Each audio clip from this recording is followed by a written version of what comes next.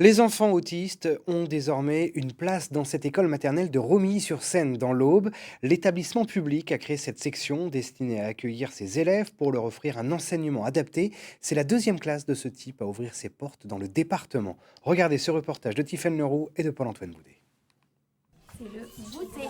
Des pictogrammes pour se repérer, Les gâteaux. Oui. des activités de 20 minutes maximum pour préserver la concentration, quelques clés de communication des 5 professionnels permanents qui entourent Nathan, Stan, Moussa et bientôt 7 petits de 3 à 6 ans. Non, tu veux regarder le poulailler, ok. 2. 2. Oui. Oui. 2. Bravo. Pour atténuer les effets de troubles très divers, un projet d'accompagnement personnalisé est établi qui passe aussi par des visites bimensuelles au domicile de l'enfant.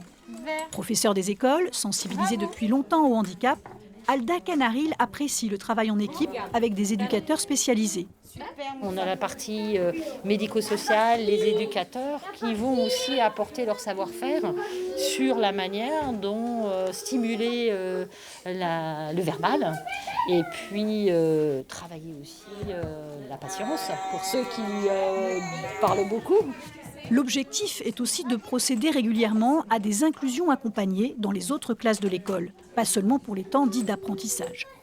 Amener un enfant à 6 ans en CP qui sait lire et écrire, mais qui à côté de ça n'est pas forcément propre, ne sait pas manger seul, ne sait pas s'habiller seul, ça peut être compliqué. Donc c'est vraiment pouvoir balayer tous les domaines et accompagner les enfants à progresser dans ces différents domaines.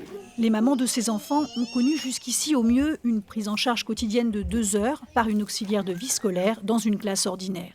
Moi, j'ai déposé ma candidature pour Moussa en me disant j'espère que ce sera favorable. Quand j'ai été contactée, j'en ai pleuré parce que je savais que ça allait être une chance incroyable pour lui. Il y a déjà un petit peu d'évolution aussi dans son comportement à la maison, sa façon d'être avec les autres, sa façon de manger. Donc je pense qu'au bout d'une année, à mon avis, il va y avoir d'énormes progrès.